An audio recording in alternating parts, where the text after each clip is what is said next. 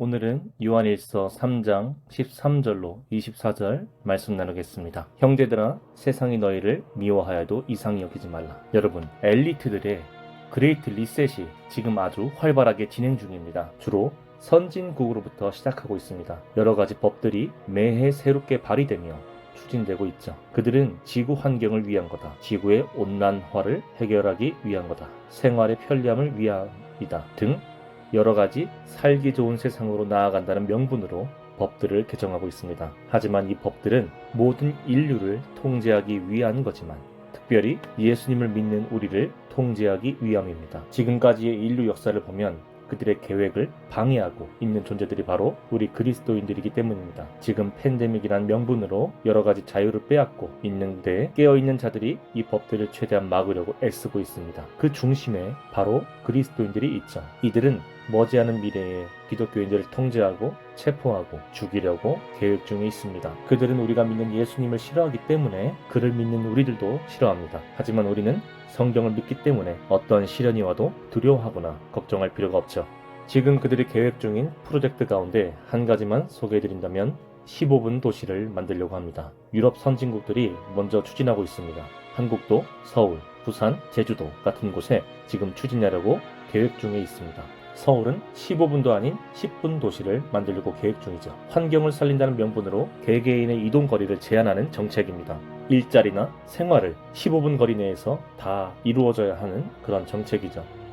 가족들과 멀리 떨어져 있다면 1년에 몇 번만 외출할 수 있는 법이 나올 겁니다. 곧 모든 사람들을 통제할 거란 이야기가 됩니다. 모든 명분들은 듣기에 좋습니다. 지구 오염을 막고 탄소 배출을 줄이고 온난화를 줄일 수 있다 등의 명목으로 범죄 예방의 명분으로 또한 영국 버밍엄의 낙태 병원 앞에서 서서 소리도 내지 않고 기도하는 여자를 경찰이 와서 바로 기도한 죄로 체포해버리죠. 이제는 사람의 생각마저 자유롭게 하지 못하는 세상이 오고 있습니다. 우리의 생각을 읽도록 하는 그런 프로그램도 지금 개발 중이라고 합니다. 바로 자신이 하나님이 되겠다는 마귀의 속셈이죠. 우리는 형제를 사랑함으로 사망에서 옮겨 생명으로 들어간 줄을 알거니와 사랑하지 아니하는 자는 사망에 머물러 있느니라. 그 형제를 미워하는 자마다 살인하는 자니 살인하는 자마다 영생이 그 속에 거하지 아니하는 것을 너희가 아는 바라. 하나님의 뜻은 서로 사랑하는 것입니다. 한 사람이라도 미워한다면 그것은 살인하는 자라고 성경에 말하고 있죠.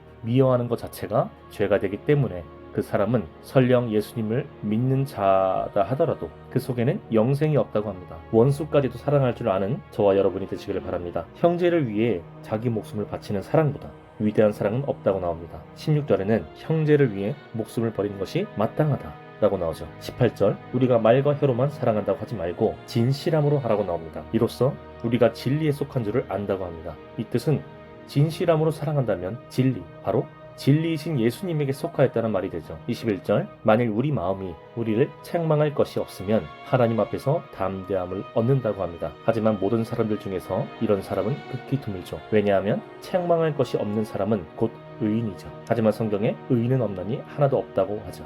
하지만 여기서 말하는 것은 하나님이 기뻐하시는 대로 사는 사람을 가리킵니다. 바로 하나님의 뜻대로 사는 사람이죠. 자신이 하고 싶은 것이 있다 하더라도 하나님이 싫어하실 것 같다면 자기 몸을 쳐서 복종시키려는 노력, 항상 깨어서 다시 오실 예수님을 맞이할 준비를 하는 성도들, 이런 사람은 무엇이든지 구하는 바를 하나님께로부터 받는다고 나옵니다. 그렇다고 해서 부자가 되게 해달라던가 부와 명예를 달라고 하는 사람은 없죠. 왜냐하면 이 정도 신앙의 사람들은 하나님이 보시기에 기뻐하실 만한 그런 것만 구하기 때문입니다. 우리 스스로는 이렇게 세상을 이길 수 있는 능력이 없습니다. 오직 성령의 능력을 힘입어야만 하죠. 하지만 여기서 사람들이 오해하는 것이 있습니다. 항상 성령님 오시옵소서, 초청합니다, 임자여 주시옵소서 라고 하죠. 세미나 때도 집회 때도 또 찬양 가운데서도 이런 말들을 합니다. 하지만 성경은 분명 우리에게 말씀하시고 계십니다. 성령님은 물론 그전에도 계셨지만 예수님께서 승천하시고 우리에게 보내주셨습니다. 곧 이미 우리에게 오셨다는 겁니다. 하지만 우리 스스로가 세상을 따라가기 때문에 성령님이 거하실 우리 몸을 더럽혀 놓고서는 오시라고 하는 것입니다.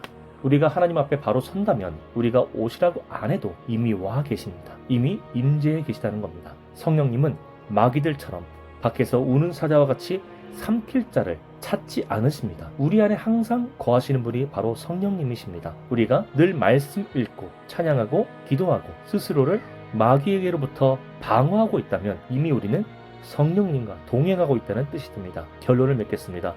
우리에게 능력 주시는 성령 하나님 안에서 우리는 뭐든지 할 수 있습니다. 세상을 이기는 근원이 말씀이기 때문입니다. 말씀을 지켜 행하는 자만이 천국에 들어갈 수 있습니다. 이것이 바로 근신하는 것입니다. 다 같이 승리하시는 저와 여러분이 되길 바랍니다.